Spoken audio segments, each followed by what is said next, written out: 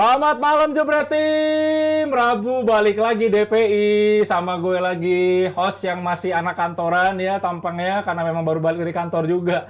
Tapi ya walaupun kemarin sih pas gue siaran Senin itu banyak yang bilang gue out, tapi gue balik lagi nih ke sini karena ya kepercayaan dari Mbak Gie ya. Pokoknya Mbak Gie sarang yo. Kamsahamnida. Dia jadi ke Korea-Korea. Iya nih. Benar. Pokoknya intinya kepercayaan dan adanya gue di sini itu semua dari Mbak Gi, bukan dari netizen nih. Benar. Kasih waktu lah buat Sena. Lama-lama nanti kalian ketagihan loh Mas Sena. Justru Mbak Gi pengen lihat lu dihajar terus biar seru sama netizen. Ya kan netizen nggak penting buat lu maksudnya? Nggak, bahasa halusnya kan gitu kok. Ya masa gue ngomong gue mau dibantai gini kan nggak mungkin. Tapi gue setuju Mas Sena, harus pede dulu. Yang penting netizen nggak usah didengerin. Sama kayak kepercayaan dirinya Liverpool ya yang berhasil juara menang kemarin di UCL. Juara masih jauh nih. Iya, juara masih jauh. Kemarin menang di UCL paling nggak ini meningkatkan kepercayaan dirinya Liverpool ya. Sama kalau gue itu pede nyetir kalau aki kendaraan gue itu pakai G-Force. Apalagi kalau nyetir sendiri kan. Kalau ada apa-apa kan repot kan. Nah, gue tahu dia mau udah senyum-senyum nih coach. Gue tahu dia mau ngomong apa. Nah, makanya Jebret Tim kalau kalian mau beli produk-produknya G-Force udah tersedia loh di semua e-commerce kesayangan kalian. Karena ini produk lokal, pabriknya juga di Indonesia. Jadi kita harus support pabrik produk lokal ya yang kualitasnya juga luar biasa. Kalian follow Instagramnya jangan lupa di GeForce_ID. Iya itu ya, Jebret Tim ya followin dan kepo-kepoin juga ya itunya ya apa e-commerce-nya, media sosialnya juga. Nah malam ini ya tadi udah ada suara-suara sumbang yang udah keluar.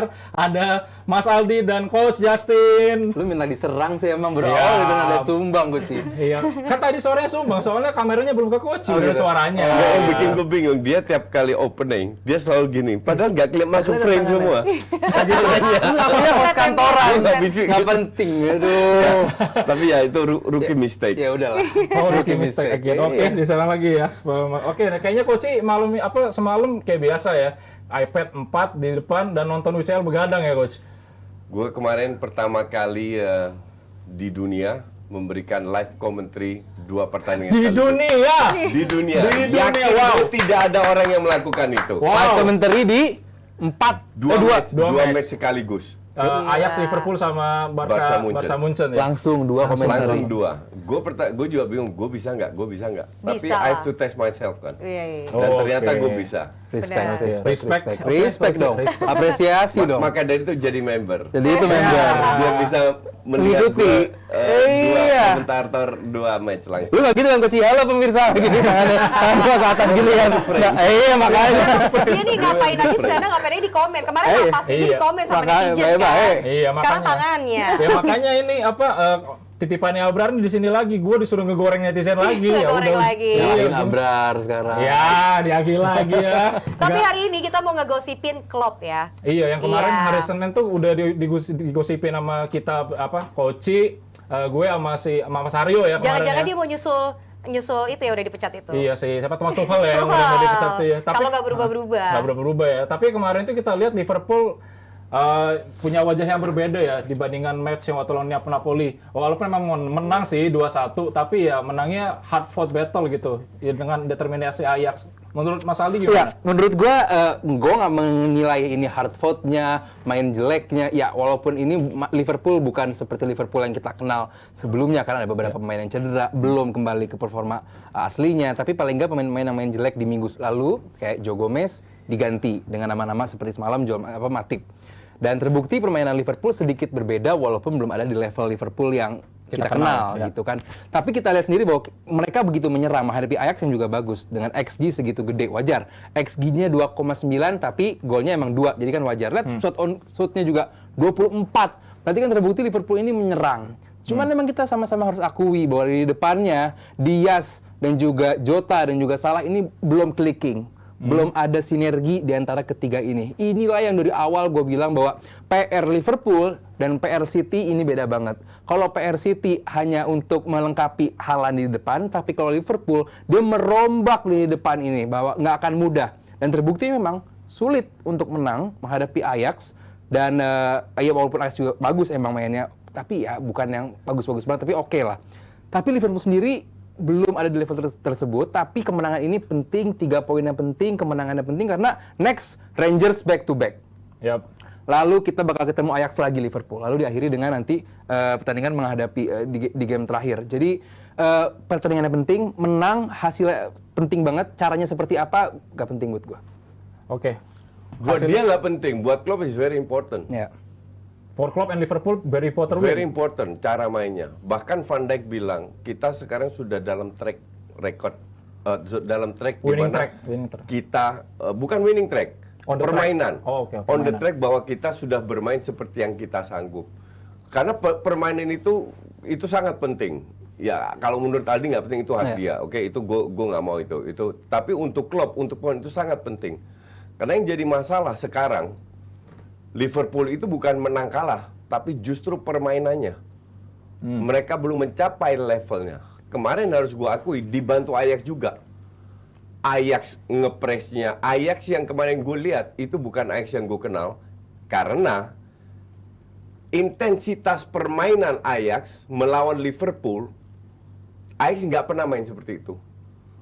Maksudnya bermain dengan Dengan intensitas tinggi. Oh, oke. Sorry, Ajax tidak pernah atau jarang ketemu lawan yang bermain dengan intensitas tinggi. Kemarin kelihatan Ajax dapat bola butuh waktu untuk lihat kiri kanan, mikir di Eredivisie nggak masalah. Yap. Kemarin di press. Kau lihat gerakannya Luis Diaz. Bola ke Pasveer. Pasveer ini orang pertama yang melakukan distribusi, kipernya. Ya kipernya. Ya. Langsung di press. Jadi Ajax benar tidak dikasih napas sama sekali untuk melakukan. Kalau lihat ball possession, akurasi passingnya 80%-an Ajax. Biasanya di Eredivisie 87-90%. 79 maksudnya 79%. Bahkan 79, ya 80 beda tipis 1% doang, gue keplak juga. Abrar. Kira gue paranormal lah bang. Feedingan ya juara tim ya. Artinya Ajax tidak biasa dengan intensitas tinggi, dengan Lawan seperti itu. lawan seperti Ya. itu, dan terbukti Liverpool unggul duluan, baru sedikit bangun, oke? Oke. Baru Ajax bermain keras juga, cepat, dapat 1 gol 1-1. Kudus. Habis itu Liverpool lagi yang ambil alih. Tapi bener, gue setuju. Sebenarnya ini nggak dirombak karena Diaz itu selalu main, Salah selalu main. Yang diganti kan cuma Nunes sama Jota. Jota, Atau Firmino. itu aja, atau Firmino karena Nunes kartu merah kan. Dan tiga-tiganya itu ya biasa aja. Trio di depannya kemarin itu. Ya, yang bagus, yang at least yang punya kontribusi. Salah agak mendingan lah. Ya. Luis Diaz juga oke, tapi kembali lagi bukan masalah they create chances, many chances. Cuman ya kalau lu nggak skor ya susah juga. Cuma, Iya. you need to betul. score. Iya, Makanya. you need to score. Cuman di sisi lain mereka layak menang Ya. dengan 2-1. At least permainan ini sudah sesuai dengan mendekati dengan performa mereka Ya. tahun lalu lah. Oke. Dan ini sangat penting untuk ke pemain dan untuk klub. Ternyata kita bisa lagi loh main seperti ini setelah amburadul lawan Napoli. Nah sekarang tinggal konsistensi kan. Tinggal cari konsistensi, setuju. Itu aja. Tapi sekali lagi dibantu juga dengan Ajax yang Underperform. bukan sebenarnya nggak underperform. Memang level Ajax segitu. Oke. Cuman Ajax juga harus lebih cepat adaptasi dan mereka bisa lakukan itu setelah tertinggal kan. Jadi bukan mereka nggak bisa main seperti itu, bisa. Tapi kenapa harus nunggu ketinggalan dulu, ngerti nggak? Intensitas di Eredivisie Karena beda di sama Eredivisie jauh lebih slow kan. Iya. Dibanding. Tapi this is good lesson. Gue rasa walaupun Ajax kalah 3 poin, tapi Ajax belajar banyak dari match itu. Oke, tadi Ajax belajar banyak dari Liverpool ya di pertandingan ini. Iya. Nah, Liverpool kan keadaannya sekarang ini pemain-pemain yang cedera itu sudah kembali. Iya. Ada kemarin itu Thiago kembali. Thiago, main, Matip, Fabinho. Matip dan pemain-pemain intinya pemain-pemain Jota. starting 11 yang diandalkan Ya. klub udah balik lagi nih. Nunes, ya. Nah, tapi ada satu pemain nih yang kemarin gantiin posisinya Robo, Kostas Tsimikas ya. Ya. Menurut Ya. lo gimana kemarin performanya? Masih underperform kah atau Biasa. Bukan yang seistimewa itu juga, karena nggak deliver apa-apa juga gitu loh. Oke, crossingnya dia membuat ada sedikit 1-2 umpan yang akhirnya berhasil. Cuman ya yang dihitung asis kan kalau bikin gol gitu kan. Oke. Dan sebenarnya gue nggak begitu mempermasalahkan posisi Robo dan juga Tsimikas di kiri, karena bukan itu masalah Liverpool sekarang. Masalah utama Liverpool justru di kanan, di Trent. Trent ini musim ini underperformnya luar biasa, sangat amat buruk. defensive wise-nya ya? Defensive wise, karena fungsi fullback ya bertahan. Dia kalau mau banyak assist ya lu jangan jadi fullback. Oke, walaupun modern fullback dituntut bikin assist, cuman tugas utamanya ya bertahan gitu kan. Nah, saat tren ini jelek, nggak ada kompetitor, nggak ada pemain lain yang bisa memberikan kalau lu main jelek, gue siap maju nih. Pressure itu nggak ada Pressure itu nggak ada. Di kiri beda. Tsimikas walaupun belum ada di levelnya Robo, paling enggak sudah bisa menunjukkan bahwa kalau lu main jelek, gue yang dimain di Liga Champion nih, gitu loh. Walaupun kan udah jelas-jelas minggu ini lawan Chelsea katanya dibatalkan, berarti kan tidak ada padat jadwal yang ditakutkan oleh Klopp. Iya, rest day lebih banyak. Rest day lebih banyak, exactly. Jadi ya, buat gue Tsimikas dan juga Robo musim ini belum menunjukkan performa yang luar biasa, tapi at least lebih baik dibandingkan Trent. Walaupun Trent bikin gol juga kemarin malah menghadapi Bournemouth, at least kalau back kiri masih aman untuk Liverpool, bukan masalah utama. Dan semalam Tsimikas main oke, bukan yang luar biasa banget. Oke, back kiri aman. Tsimikas kemarin bisa coach untuk dia di pertandingan kemarin untuk menggantikan Robo pertandingan selanjutnya. Tsimikas tidak akan bisa mencapai levelnya Robo karena memang bakatnya gitu-gitu aja. Kalau dia main standar itu udah bagus dan gue setuju standar. Etos kerjanya oke. Tinggi. Tapi banyak sekali diambil salah keputusan, salah timing. Dia nggak main jelek ya, main oke, tapi dia akan segitu-gitu aja.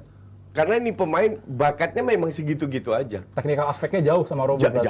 Jauh. Kalau Robo bener-bener lagi topnya Robo, Kita sama-sama tahu gimana dia. one of the best Left winger, left back di Sepak bola dunia, Eropa. Ya, di dunia. Jadi kalau Tsimikas ya oke lah, not bad lah. Iya. Dan kemarin standar dan itu yang Aldi katakan udah jutaan kali gue bilang Iya. bahwa Iya. the problem dengan TAA dan bukan TAA aja, salah juga. Oh, salah apa lagi? Gue main jelek, I don't care. Next week I will stay there. I will play. Siapa yang mau again. ganti? Gue nggak ada starter. Gue akan tetap jadi starter. Jadi who cares? Oke. Tapi kemarin dari take away pertandingannya ya, ini bisa dilihat Liverpool yang laki atau emang Liverpoolnya yang memang Watford menang itu dia apa ya, Ajaxnya yang determinasinya juga bagus. Apa emang ini lucky win aja gitu buat Ya, Liverpool? lu suka pakai istilah bagus atau jelek, itu parameternya apa? Yes. Parameter bagus buat lu dan gue beda. Yes. Parameternya itu data atau permainan atau create chances Main bagus, atau main goal. jelek itu apa? Untuk gue, ini gue belajar dari KMVB waktu gue ambil kursus di KMVB ya. Gue bilang, oh ya bagus. Gue disuruh jadi ngelatih, gue diberhentiin, ditegur di depan banyak orang. Oke. Tanya, lu parameter bagus itu apa? Semenjak itu gue nggak akan lupa, itu 2004. Sekarang 2022. Jadi gue selalu pertanyakan orang, parameter bagus jelek itu apa? Jadi Menciptakan banyak peluang maksud lu? Ya, Ya, Oke, gue bantu. Lu harus kasih tahu. ball Iya. possession, dominasi, create chances. Ball position dominasi betul. Create chances banyak. Liverpool satu level di atas Ajax kemarin. Kita bicara 90 menit. Cuman kembali lagi, they create chances mereka yang bagus. Defense-nya Ajax not bad, nggak jelek. Tapi Ajax layak kalah karena Liverpool memang lebih superior. Iya. Jadi bukan bagus atau jelek, tapi dari segala segi Liverpool lebih bagus. Karena gue nilai bukan hanya momentum 15, di mana Ajax bisa mengikutin, mengimbangin Liverpool, tapi kita nilai pertandingan dalam 90 menit. Dan 90 menit itu Liverpool jelas layak. Ditambah ketajaman Liverpool juga Ditambah, berkurang gitu betul, kan. Harusnya iya. Liverpool kalau emang Ajax bermain, ada masanya Ajax itu nggak bermain bagus, itu harusnya bisa di kill the game Kill sama the game. Liverpool. They cannot kill Tapi the game sampai menit 89. Exactly.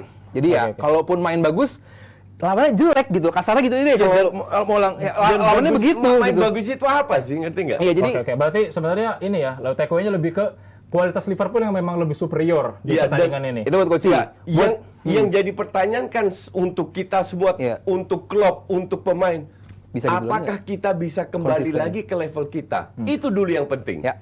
Iya, ini kan kemenangan penting buat klub, coach. Iya. Tapi kalau nanti banyak yang cedera, ini akan kembali lagi nggak kayak kemarin? Akan kembali lagi, true. Oh, Akan kembali lagi. cyclicnya seperti itu lagi. Ya, maka dari itu kalau seandainya klub dipecat, oke, mungkin kesalahan klub menurut gue cuma satu. Bisa transfer. Dia nggak punya plan B. Kalau seandainya banyak yang cedera, dia tetap bermain dengan sistem yang sama. Kelar tuh klub ya. Ya.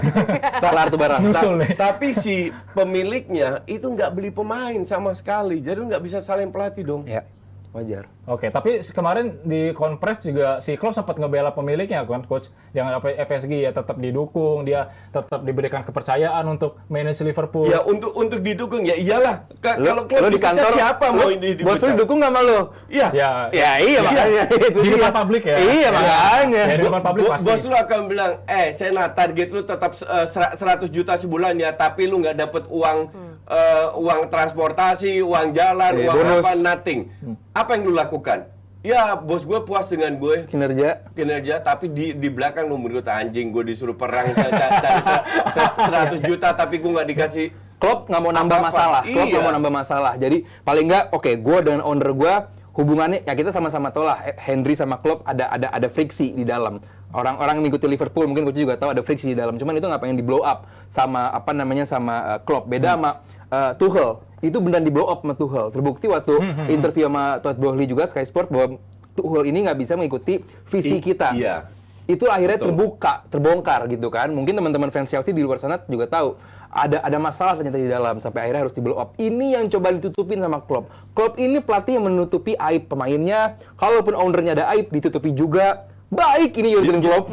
Gini deh, kita pakai logika, bukan bagus jelek, logika aja. Lu sebagai pelatih sebuah klub, oke? Oke. Gue kasih lu pemain yang extraordinary, lu tolak nggak? Enggak lah. Iya, of course pasti gue terima dengan tangan terbuka Iya. lah. Gue nggak kasih lu pemain, tapi target lu gue kasih tinggi, dan so far lu bisa, oke? Iya. Mendadak banyak yang cedera. Lu minta pemain, lu nggak dikasih, lu komplain nggak? Komplain pasti jelas karena ya demand dan Iya, supply-nya oke. Lu komplain ke media nggak? Enggak. ya for the sake of the company nggak mungkin. For the sake of yourself juga. Iya, for the sake of my job ya. Iya. Iya. Gue akan pertanyakan, lu bisa 3 kali 5 tahun terakhir masuk final Champions League, lu bisa kasih gue juara, kan lu hebat Sena, lu pelatih hebat, lu nggak butuh lah pemain-pemain hebat, lu bisa kok kelola dengan pemain yang gue beli yang murmer, yang di bawah 10 juta, klubnya oke, I try, dan sekarang yang terjadi cedera kan, Pada cedera lagi. jeblok main jelek. Nah, dengan adanya Thiago, adanya Matip itu ngaruh banget, ya kan? Nah, seperti Nesa tadi bilang, kalau ada yang cedera lagi, akan kembali lagi ke siklus itu. Asik, keren Nesa. Kita tanya aja lah ke Jebretim ya, menurut kalian gimana nih Jebretim? Kalau kayak gini caranya kira-kira Liverpool akan kembali bagus atau kembali buruk lagi nih kalau emang banyak yang cedera ya? Iya. Menurut kalian gimana? Kalian komen. Ya kalau soal ngomongin tadi ada yang kembali bagus, ada juga nih kepercayaan diri juga lagi meningkat ya. Kayak yang kemarin lagi nggak bagus di Liga dan juga sempat kalah di Champions League, ada Inter. Yang kemarin menang lawan Victoria Plzen. Ya kita tahu secara atas statistik, secara pertandingan itu semua expected, 2-0. Tapi kita bahas permainannya deh. What do you think dengan pertandingan ini? Gue suka dengan Inzaghi di sini adalah bahwa dia menaruh Mkhitaryan itu sebagai di tengah tiga gitu. Artinya saat Attacking midfield. attacking midfield tapi dalam Iya, coach. iya, Jadi iya, saat iya. pertandingan gue nggak melihat taktik yang luar biasa, strategi yang mungkin coach berbeda dengan gue pendapat. Tapi di saat pertandingan Inter itu menumpuk pemainnya di dalam kotak penalti. Oke. Sebanyak mungkin dia pump the player di dalam kotak penalti. Jadi saat ada situasi berbahaya tinggal shoot, tinggal apa gitu. Jadi saat serangan balik juga seperti itu. Ini nggak banyak pelatih seperti ini Inzaghi karena dia mungkin tahu kapasitas pemainnya memang seperti itu. Kalau mau dituntut dengan serangan balik yang cepat, taktis yang luar biasa cepat juga bukan pemainnya. Zeko pun demikian gitu kan. Saat ada serangan balik yang dari Korea bolanya gagal juga gitu. Artinya dengan kapasitas yang ada Inzaghi ini mampu memaksimalkan pemain-pemain yang dia punya gitu. Dumfries semalam mainnya bagus banget. Mau main melebar, mau main sedikit narrow. Gue sangat suka. Jadi gue gak ada masalah sama Inter dan Inzaghi semalam. Ya walaupun balik lagi yang lu bilang tadi, lawannya Plzen. Tapi kalau melawannya Plzen tapi Inter manajernya juga percuma gitu kan, nggak akan menang juga. Tapi at least malam tadi Zeko pun walaupun bikin gol tapi bukan dari proses yang luar biasa bagus juga. Dia ada the right man on the right place on the right time juga gitu kan, ada di sebelah kiri. At least tapi paling nggak yang bisa gue tarik garis lurus adalah semalam Inter menang dengan kapasitas pemain yang ada gitu, walaupun bukan dengan cara yang sensasional, tapi balik lagi, kita cuma main 6 kali di grup, hanya butuh 3 poin sebanyak-banyaknya gitu. Ini beda sama Liga, makanya Koci begitu berkali-kali, yang penting permainan, lu menyerang itu buat gue mungkin untuk Liga Koci, karena itu untuk panjang. Tapi untuk Champions League, lu butuh 6 kali game doang, lu butuh menang sebanyak mungkin dalam 6 pertandingan tersebut. Dan gue lihat Inter menghadapi Plzen ini kemenangan yang penting karena next dia bakal ketemu Munchen. Sorry, Bayern 2 kali. Barcelona 2 kali back to back. Itu nggak akan mudah. Itu akan menjadi poin penting apakah bisa back to back itu diambil poin karena next-nya dia bakal ketemu Plzen lagi dan diakhiri dengan lawan Munchen. Ya berat. Jadi paling nggak ini menang yang perform yang bagus menghadapi back to back menghadapi Barcelona. Oke, Inzaghi yang Enggak, cerdas. bentar, gue koreksi sedikit. Memang kalau dalam turnamen ujuannya menang. Ya. Tapi lu juga pelatih kalau main ancur-ancuran, apakah lu happy dengan yang penting kita menang? Apakah lu punya pondasi untuk main ancur-ancuran 6 match berikutnya terus menang terus? Ya, paling nggak menang. Oh, betul. Itu aja, makanya. Betul. Tapi kalau lihat, gue lihat lu bukan pelatih dan Iya. jelas-jelas bukan. Karena gue kalau jadi pelatih, Iya. gue pertanyakan, oke, this match menang, kita Iya. happy. Iya. Tapi prospek ke match berikutnya apa? Kalian main ancur-ancuran, mau main ancur-ancuran menang lagi. Berapa tim yang main ancur-ancuran menang terus? Setahu gue cuma satu, Real Madrid. Ya, nggak itu bisa didebat lagi sih, nggak Iya. selalu ancur-ancuran juga kok sih. Ada Oke. saatnya Madrid main bagus, Iya, ya kan? Ada saatnya Cuman gitu. mereka main ancur-ancuran pun masih bisa menang gitu Ya, loh. seperti Barcelona Iya, juga, iya. beberapa kali main ancur-ancuran bisa menang juga. Iya, Ya betul. Musim ini. Ya betul ya. dong. Tapi buat gua dalam kondisi seperti ini, contoh, lu main sebagus mungkin, lu menjadi tim dengan permainan seindah nomor 1 di dunia, tapi tim lu nggak menang. Pelatih, pemain dalam tekanan, Koci pasti. Berapa tim yang main indah dan tidak menang? Dari 100 tim yang main indah nggak menang, persentasenya berapa? Ya, paling nggak ada. Tapi Loh, kalau lu bilang ada ya itu eksepsional. Jadi kalau kita bahas eksepsional di sini nggak ada selesainya. ini sebenarnya antitesis dari yang lo omongin tadi, Koci. Apa itu main bagus, main jelek? Nggak, Exactly dong. nggak. Tadi lu bilang nggak penting. Yang lu lakukan sekarang, lu hanya membahas 1% dari 90%, entah itu main menang atau bagus. Iya. Nggak ada guna, Di. Lu harus sadar bahwa yang kita bahas di sini 90. Kalau kita bahas pengecualian, Ya. itu 4 Banyak. jam kita nggak akan Beres, selesai. setuju. Exactly. Jadi gue tidak pernah mau bahas pengecualian. Pertanyaan gue adalah, kalau lu bahas permainan nggak penting, kalau lu sekarang main jelek tapi menang, oke, fine. Ya. Itu 3 poin penting. Sebagai pelatih, lu akan mikir nextnya apa kita main jelek lagi. Kalau kita main jelek, apakah kita akan menang lagi? Nggak bisa. Lu Coach. tidak bisa. Tidak ada satu pelatih Oh, yang setuju. puas ya, Setuju. dengan menang hanya permainan jelek. Karena mereka pasti koreksi. Karena dasar kemenangan itu dari permainan bagus, Aldi. Tapi yang diinget itu yang menang, Koci. Betul. 2000. That's not- Sekarang gue tanya, siapa juara Champions League 2 tahun lalu? Chelsea atau City? Chelsea. Siapa yang mainnya bagus? City. Manchester City. Exactly. Lu melintir. Loh, bukan. Enggak, lu Yang mainnya melintir bagus. omongan gue enggak. Oke, gimana? Jangan potong omongan gue Oke, dulu. oke. Sekarang kalau lu jadi pelatih, lu main jelek. Iya. Pertanyaan gue ulang lagi karena lu tidak dengar. Ini ketiga kalinya gue bilang. Atas dasar apa lu ngomong ke nextnya bahwa lu sebagai pelatih dan pemain akan menang lagi dengan main jelek? Oh, mau main bagus pun nggak ada jaminan bakal menang, Koci. At least peluang lebih besar karena lu create Oh. chances kayak jangan Oke. dipotong. Sama kayak Liverpool main bagus akhirnya menang karena mereka memperbesar peluang untuk menang. Bahwa tidak menang bisa terjadi tapi peluang kecil. Yang lu bahas selalu adalah 1%. Yang pelatih dan pemain pengen bahas adalah memperbesar peluang. Ya, Ngerti nggak? ya. Jadi kita nggak usah bahas pengecualian. Oke. Kalau lu bilang main bagus belum tentu. Betul. Tapi kelihatan 10 tahun terakhir yang jadi juara Champions League dan lain-lain itu berapa tim yang main jelek, Aldi? Udah, Koci udah. Nah, jawaban gue adalah bahwa permainan itu menghadapi satu tim, lawan tim yang lain tidak akan menghadapi treatment yang sama dong, Koci. Sekarang menghadapi Victoria Pilsen, kita lagi bahas Inter ya. Ya. Menghadapi Inter, menghadapi Barcelona akan sama permainannya Inter? I think so. Kok justru gue bilang kalau Inzaghi pinter nggak akan menghadapi permainan yang sama karena lawannya juga beda. Kecuali You Inzaghi, bentar dulu. Kecuali Inzaghi punya permainan yang sudah pakem. Contoh Klopp atau Pep. Mau lawannya siapa? Ya seperti itu. Betul. Ini tim lagi tim building juga. At least apa yang sudah dilakukan oleh Inzaghi, gue apresiasi gitu loh. Dia menang.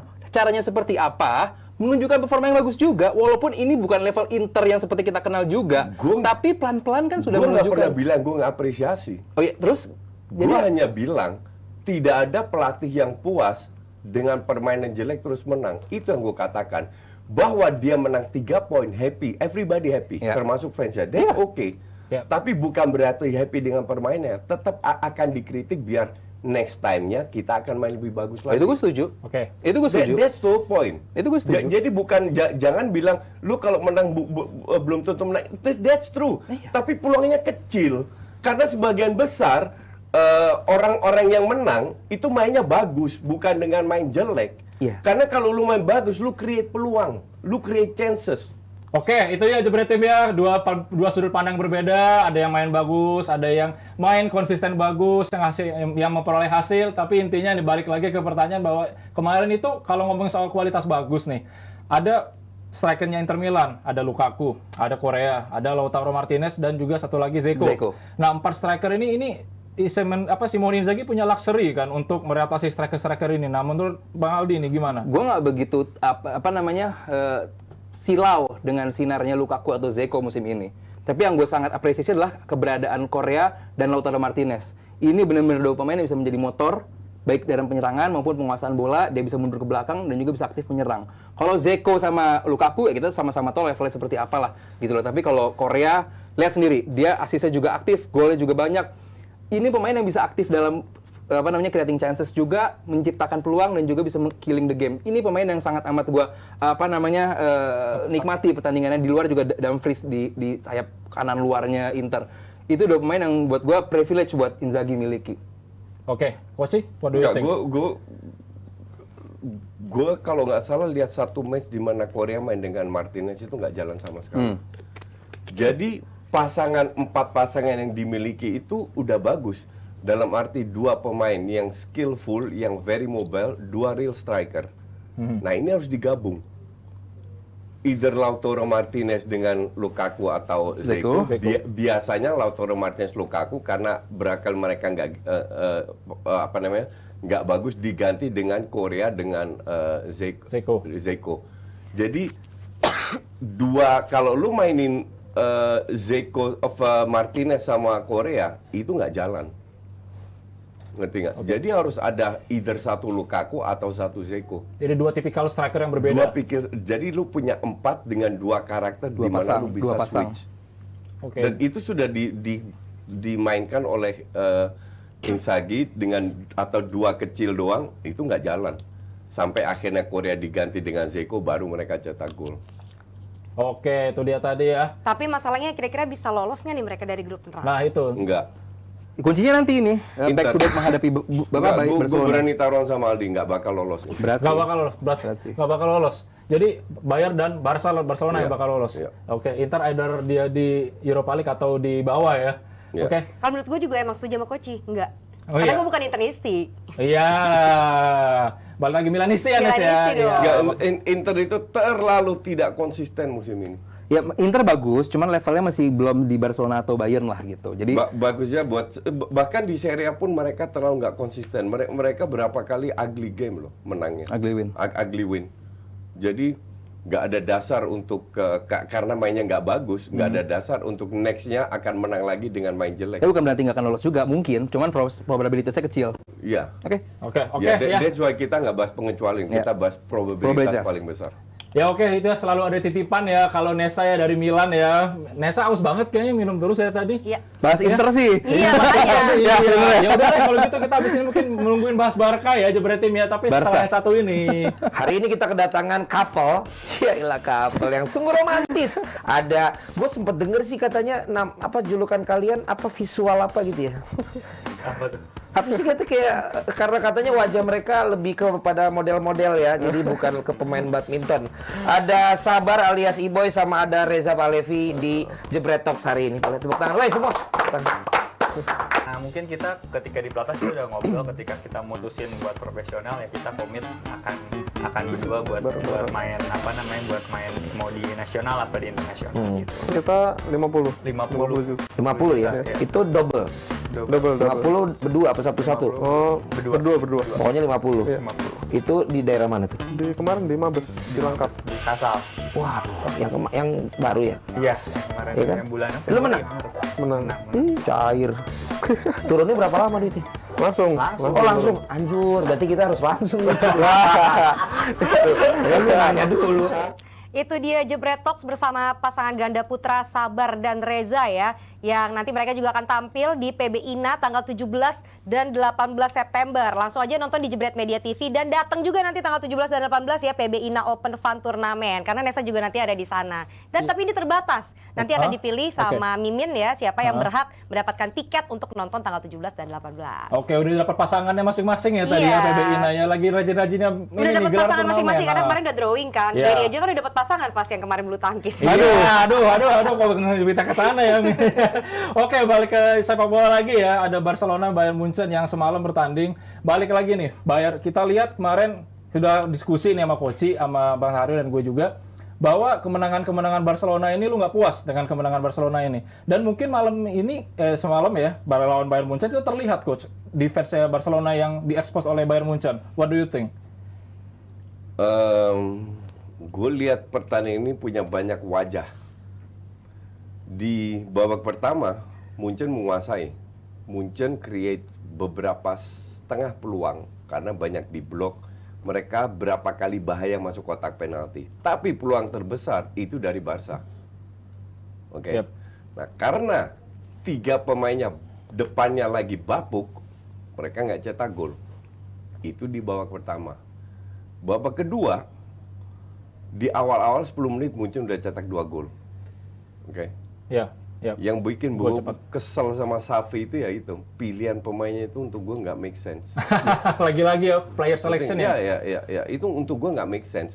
Dan kembali terbukti, yang kita debat sama Haryo, ya yang penting kan menang. Mau main direct football, mau main tiki taka, yang penting menang. Nah sekarang gue pengen tanya, lu main kemarin nggak menang tuh? Dengan direct football lu, dengan Xavi lu. Walaupun create chances yang banyak juga Coach Barcelona. Babak pertama, Ya. iya. Babak kedua, lumayan banyak setelah lu ketinggalan 2-0. Tapi kembali lagi ke pilihan pemain. Itu untuk gue sih nggak make sense. Gue rasa Xavi susah untuk dengan pilihan pemain dia seperti ini. Untuk menang trofi lah. Oke. Dan kalau dia nggak juara La Liga, untuk gue Big fail. out. Xavi out. Absolutely. Xavi out. Oke, Lu- Xavi out. Betul, lu kalau punya kayak pemain Frenkie de Jong, lu bangku cadangan, either you're too stupid atau too smart. Oke. Oke, Xavi yang mungkin player selection-nya terlalu menganak-emaskan La Masia nih. Lu setuju dengan statement ini? Gue jujur musim ini karena pengen memposisikan sebagai mengamati Barcelona, jadi gue lumayan banyak nonton Barcelona. Dan buat gue 45 menit semalam itu, 45 menit awal adalah buat gue ya 45 menit terbaik Barcelona. Dia ngepres, dia menciptakan banyak peluang. Babak pertama dia menciptakan paling nggak 12 peluang. Iya. Ya, Munchen kesulitan keluar ya. Dan seorang Manuel Neuer, Manuel Neuer 4 kali apa 3 kali gitu salah passing. Iya, Berarti kan iya, pressingnya iya. dari sampai ke final third. Sementara Munchen dipaksa menguasai jalan hanya di final third-nya Barcelona. Di tengah habis Munchen. Itulah kenapa pinternya Nagelsmann. Babak kedua masukin Goretzka. Iya. Walaupun Sabitzer memang udah kartu kuning juga, tapi beda nih. Kalau tadi kata Koci, beda wajah nih. Sabitzer sama Goretzka fungsinya. Walaupun seorang destroyer, tapi Goretzka masih punya visi gitu. Terlihat asisnya juga lumayan banyak musim kemarin. Paling enggak, Barcelona babak pertama dan Barcelona babak kedua, gue lihat sangat amat beda. Babak kedua, dia terpaksa bermain tidak seperti babak pertama. Karena Pedri dan juga Xavi ini punya kapasitas kemampuan fisiknya dengan intensitas setinggi itu, lu nggak bisa bermain selama itu juga 90 menit bermain dengan ngepres seperti itu. Buat gua, bener kata Koci, pemilihan pemain oke, bermasalah, tapi buat gua adalah pemilihan pemain pengganti. Kenapa pemain kayak Kessie, pemain kayak Frenkie de Jong terlalu lambat dimasukkan? Kenapa baru menit 61? Di saat Munchen begitu masuk 46 babak kedua langsung merubah gaya permainan. At least kalau lu emang pengen menjadi pelatih yang reflektor atau mencoba mengikuti lawan gitu, lawan berubah, gue juga berubah. Adaptif lah ya. Adaptif. Kenapa harus lama itu lo nunggu sampai 20 menit gitu loh untuk mengikuti gaya permainannya Munchen? Paling enggak dengan masuknya Goretzka permainan berubah. Dari tengah benar-benar dikuasai. Oke, di atas kertas main 4-2-3-1. Tapi yang gue lihat ini 4-2-2-2. Di mana Müller dan juga Musiala menjadi supportnya Sané dan juga Mane. Kita lihat semalam Munchen sebenarnya main nggak bagus-bagus banget. Kalau Munchen main bagus, selesai itu Barcelona. Di lini depan, baik juga ada 2-3 kali momen di mana Mane dan juga Müller mau nendang tabrakan. Lu juga lihat kan? Tangle each other ya. Tangle each other karena emang lini depannya ini belum clicking. Ini tuh Munchen belum menjadi Munchen yang kita kenal sebelumnya gitu loh. Yep. Barcelona semalam main luar biasa bagus, menciptakan peluang banyak. Cuman ya emang levelnya belum di atas, belum di Munchen gitu loh. Apakah Barcelona main bagus? Bagus. Mungkin semua juga setuju, main bagus dengan gaya permainan. Gua nggak setuju. Lo nggak setuju, lo main jelek. Tapi ya itulah, Xavi sih setuju, dia mainnya bagus gitu. Ya Xavi nggak mungkin ngebantai gitu kan. Xavi dibilang sih kita wajar menang katanya gitu. Cuman ya udah makanya Xavi bilang aja bagus aja, silakan. Saya nggak setuju sama Aldi bilang. Xavi silakan aja bilang timnya main bagus. Cuman kan yang menang, yang diingat kan yang menang gitu kan. Oke. Walaupun Munchen belum ada di kapasitas Munchen yang kita kenal superior seperti itu, tapi kita harus ingat lagi, ini Munchen tim tanpa seorang number 9. Tanpa seorang real central forward. Sementara kita lihat juga Munchen berpuluh-puluh tahun menggunakan seorang central forward. Berarti baru musim ini? Baru musim ini. Coba lu ingat dari Claudio Pizarro juga seorang central forward. Mario Gomez ya kan. Ini baru nih Munchen tanpa seorang central forward. Umpan banyak, cuma nggak ada finishing. Berarti pertandingan semalam itu cerdasnya Nagelsmann dan telatnya Xavi memasukkan substitute itu, coach. Lu setuju dengan ini dan Enggak. nggak setuju? Cerdasnya Nagelsmann enggak. Yang dilakukan Nagelsmann masukin Goretzka enggak. Gue kalau soal Munchen gue setuju, soal Barca gue nggak setuju sama sekali apa yang Aldi bilang. Oke, what your point of view? Karena kalau Aldi bilang Barca ngepres iya, tapi hanya 10 menit, nggak lebih dari itu. 10 menit babak Ya, pertama ya? mungkin 15 menit. Ball possession lu boleh cek data itu Munchen unggul. Dan justru gue bilang lini tengah itu diobok-obok lini tengahnya Barca. Justru di tengahnya kalah? Iya, kalah, definitely kalah. Barca itu dapat peluang itu dari counter, dari direct football, bukan dari open play, bukan dari mengurung Munchen. Penting nggak? Oke. Justru gue bilang Munchen lebih dapat banyak setengah peluang karena memang, nah kembali lagi yang dia bilang gue setuju itu kerjasamanya nggak apa namanya belum cocok. Belum klik Maka ya? Mane itu lebih ke area kiri. Jadi yang masuk Musiala sama Muller. Tapi mereka berkali-kali passing di area kotak penalti. Cuman defense-nya di babak pertama cukup bagus. Golnya itu kan juga gol mati, bola mati. Ya, set piece ya? Ya, Corner. Gol pertama. Gol kedua itu dari counter kalau nggak salah ya, atau true pass. Itu tengah. it can happen lah, gol kayak gitu. Tapi ya Barca mendapatkan peluang, cuman terutama di babak pertama. Di babak kedua Pedri penalti harusnya penalti. Pedri kena tiang. Pedri. Iya. Yang harusnya bisa passing ya, Pedri ya? Harusnya bisa finishing juga sebenarnya. Maka dari itu harus lihat hasil itu berbeda dengan berjalan pertandingan. Ngerti nggak? Mereka create chances iya, tapi main bagus enggak. Dan pergantian pemain bapuk. Ya. Ngerti nggak? Ketemu Munchen yang gue juga setuju. Pemilihannya atau timingnya, coach? Both. Yang buruk. Both. Gue tidak akan mainkan seperti yang gue bilang. Gue akan mainkan Pedri, Kessie, Frenkie de Jong dari awal. Busquets itu udah habis, nggak bisa ngikutin intensitas permainan selevel ini sekarang. Sama Sabitzer aja dikacap di ayam-ayamin ya. Udah, this guy udah selesai. Tapi kalau ya namanya Xavi susah gitu loh, ngerti nggak? Jadi benar-benar didewakan Busquets itu. Padahal this guy itu udah habis. Mungkin distribusi bola masih oke lah. Tapi DM itu kan bertahan, menyerang, potong, lu harus, dia itu udah habis. Ngerti nggak? Tapi dan Xavi itu main kayak ya beda 11-12 sama Fred. Main kayak ayam tanpa kepala. Xavi. Semalam iya. Tapi ini bedanya sama Fred nggak punya bakat, Xavi masih bakatnya 2 level di atas Fred lah. Hanya kurang pengalaman. Jadi akhirnya gerusak-gerusuk, berkali-kali ninggalin posisinya, dihajar lewat tengah. Itu di babak pertama. Kebobolan 1 gol lewat bola mati itu juga dengan semua klub itu nggak ada strategi-strateginya itu lebih untung-untungan kan dari corner kan itu. Dari corner. Nah, apa yang dilakukan oleh pelatih pada saat lu kebobolan? Do you create chances di babak pertama awal? Enggak. Reaksi lu as a team gimana? Nggak bisa banyak reaksi karena ya tengahnya ya gitu-gitu aja. Lu nggak menguasai. Barca itu menguasai pada saat intensitas Munchen menurun karena mereka tidak mungkin 90 menit bermain barbar gitu. Di menit 60-70 mereka parkir bis lah. Bertahan. Karena sudah menang 2-0. Karena udah unggul 2-0. Disitulah Barca create berapa peluang juga kan. Dapat berapa peluang.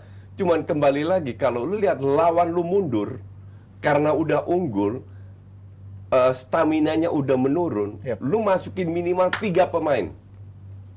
3 pemain yang masih segar dan Masih pressing. seger yang bisa bagus. Lu masukin the fuck Ferran Torres. Come on, ngerti nggak? Dari kemarin kayak Ferran Torres, Lu itu punya exactly. Ferran Torres itu bukan dikasih satu peluang. Yup. Berkali-kali. Frenkie de Jong sekali main jelek ditarik. Pemain lain sekali main jelek langsung ditarik. Kecuali Ferran Torres, kecuali paspor Spanyol lah. Oke, paspor La Masia mungkin ya, Iya. Bos, lebih tepatnya. Ferran Torres bukan La Iya, Masia. iya. Mau Eric Garcia, iya. mau Ferran Torres, mau Busquets, mau apa. Pokoknya paspor Spanyol, gue merasa diutamakan di Barsanya Xavi. Oke. Ngerti nggak? Oke. Dan gue bilang, pelatih mana yang nggak pasang Frenkie de Jong gitu loh. Iya, itu questionable That banget is so sih. stupid. Iya. Dan lu punya Ansu Fati. Ya, itu exactly. Ansu itu paling dianaktirikan semenjak dia turun. Gak pernah dia main jadi starter. Dan jadi pertanyaan juga. Jadi how can you menilai Ansu Fati kalau lu nggak pernah kasih dia kasih kesempatan chance, jadi kasih starter? chance. Iya. Yang jadi pertanyaan juga lucunya dia malah naruh Dembele yang left footed malah di kiri dan Both left footed. Iya. Rafinha sama wingernya dua-duanya left Nggak, footed. itu gue masih masuk akal karena Dembele kuat kiri kanan. Kalau lu tanya Dembele kaki lu paling kuat mana? Gue nggak tahu. Ngerti nggak? Rafinha di kiri itu masih oke. Tapi kenapa harus Rafinha terus? Rafinha itu jelek banget mainnya kemarin. Dembele awal-awal jelek, habis itu masih oke lah. Lewandowski nyaris nggak ada peluang, tapi dapat peluang lagi bapuk juga. Lagi bapu juga. Itu yang selalu gue kritik. Iya, termasuk omongan dengan Hario. Hario bilang, ya kan mereka menang 3 poin. What if you don't win kayak kemarin? Ya. Tapi kalau lu punya filosofi bermain tiki taka, rapat antar pemain, passing-passing, kemungkinan menang akan lebih besar. Munchen ini bukan Munchen yang kita kenal zaman Hansi Flick. Setuju? Ya. Setuju ya, memang. Jauh. Ya. Jauh. Kalau lu press Munchen dari awal, nggak kasih mereka nafas untuk paksa mereka dengan long ball, kayak Liverpool ngepress Ajax, gue mau lihat bisa dapat peluang nggak kayak kemarin. They don't do that. Bahwa Aldi tadi bilang sampai Neuer berapa kali, ada momen di mana mereka ngepress, momen. Tapi is not 45 menit. Ngerti nggak? Oke. Lu punya segala, lu diberikan 10 pemain baru loh. Lu punya segala pemain terhebat jenis any kind of karakter pemain untuk bisa main high press ke Munchen. Nggak dilakukan. Maka dari itu Xavi dipasangkan. Gue udah tahu, gue lihat line up-nya udah mulus duluan. Langsung mulus ya. Xavi dipasang, oh ini bakal lombol-lombol, dribbling-dribbling nih. Oke. Kalau kayak di Liga, Rafinha bagus, Dembele bagus, Lewy bagus, merem, dapat gol dan menang kan di Liga. Kemarin nggak bagus, mungkin karena lawannya juga lebih Balik bagus. lagi, Balik lagi. lawannya gimana? Iya. Treatmentnya Jadi kayak gimana? you don't do that gitu loh. Oke. Ngerti nggak? Oke. Nah, jadi ini bakal jadi masalah yang berlarut nggak di Barcelona dengan Xavi yang seperti ini masih besar kepala dengan mementingkan La Masia. What do you think? Mas Kecuali nggak lolos Champions League nanti. Kuncinya itu. Tadi kalau Kunci bilang nggak sampai juara, kalau gua nggak sejauh itu ya. Kunciannya ini lolos grup apa enggak?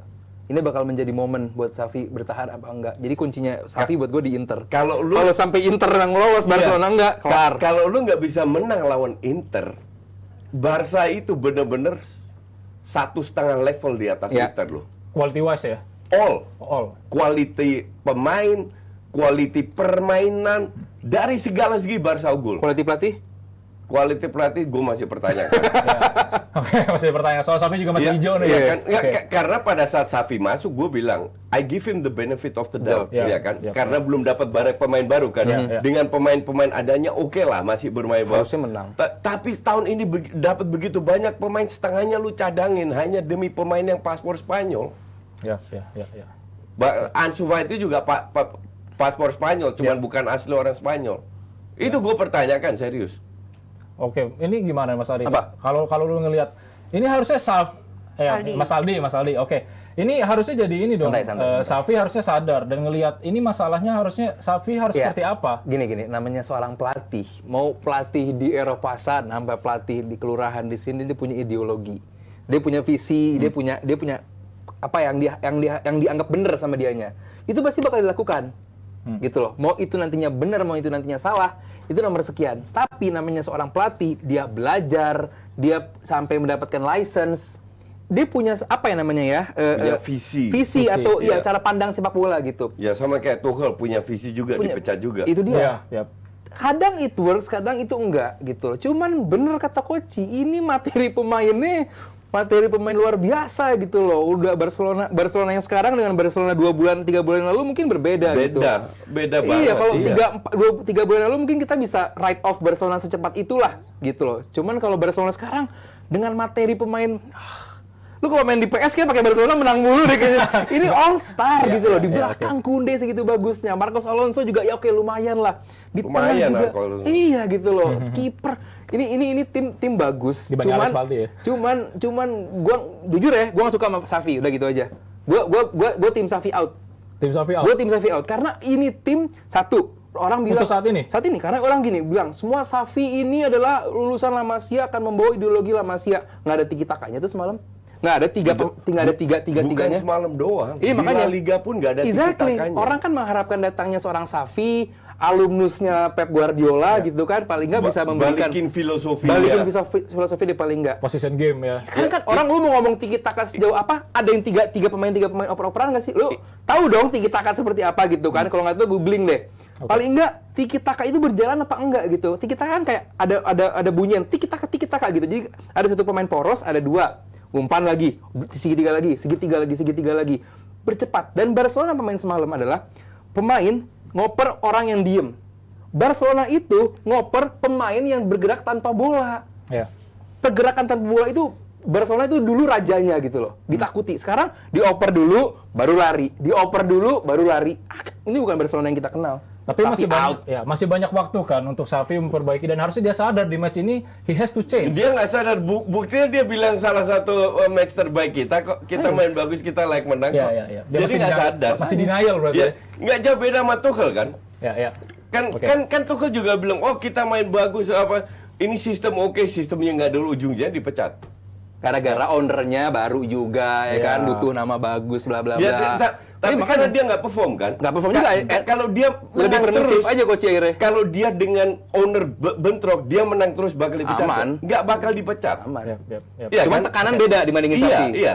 Nah, Xavi ini ya gue setuju. Gue juga berharap, kenapa gue dukung Xavi awal-awal, karena gue berharap balikin filosofinya La Masia. Karena musim lalu pada saat dia masuk di paruh musim, itu pemainnya masih bapuk lah. Kesian. Warisan dari Koeman lah, ngerti nggak? Oke. Sekarang dengan kualitas pemain ini, Koeman jauh lebih bagus mainnya. Kalau Koeman dapat Juara. lu lihat pemainnya Koeman sampah semua dikasih. Ya, masih sampahnya Bartomeu Ya. ya. Sekarang kalau Koeman sekarang pegang dengan tim kayak gini, dibantai semua itu. Oke, itu dia Jebretim ya untuk Barcelona. Kita nggak tahu nih, Jebretim gimana untuk saat ini? Xavi out, Xavi in, nanti mungkin bakal kita lihat ya di grup stage Barcelona lolos atau enggak, judgement day-nya di situ kira-kira. Tapi yang jelas nih semalam mereka berdua gue yakin tertawa lepas ya lihat Spurs. Waduh, yang kemarin baru kalah sama tim ini ya, Persebaya. Sporting Lisbon. Ada dibahas. I don't even wanna waste my time untuk that ayam sayur club. Oke. Jadi kalau kalah ini Jebretim pasti banyak yang dukung Son kan. Pemain Asia hebat, top skor 8 match dia cetak 0 gol. Now you talk. Coba. Oke. Lu kasih komen. 8 match 0 gol. Ya. Sehebat apa orang-orang yang pemain yang lu sembah-sembah. Tapi kemarin excuse-nya fans Spurs ya emang Son musim kemarin pun gitu. Coach 2 bulan pertama nggak golin. Ya bulan udah kita lihat. Oke. Ya Pak Aldi, any comments for Spurs? About Spurs. Ya. Ya udah bagus, kalah cuma 2-0. Udah bagus ya kalau 2-0 aja udah bagus ya. Sporting mainnya bagus banget semalam. Sporting mainnya bagus banget. Iyalah. Sporting itu tahun lalu 2 kali diobok-obok sama Ajax. Iya. Sama Ajax ya. Ya. Iya, berarti Untuk 2-0 ya udah apa langsung sedih fans Spurs. Udah bagus 2-0. ya udahlah makin nggak jelas ya kita bahas Spurs NS ya. Benar, ini Itu juga udah Jebretim bagus lah. banyak yang request kok nggak bahas preview. Nggak usah lah, kita langsung bahas hasilnya aja tapi hari Jumat. Iya, nanti kita hari Jumat ketemu lagi ya Jebretim ya. Terima kasih banyak Jebretim yang udah ngeramein hari ini. Kita ketemu lagi hari Jumat. Thank you. Bye, thank you.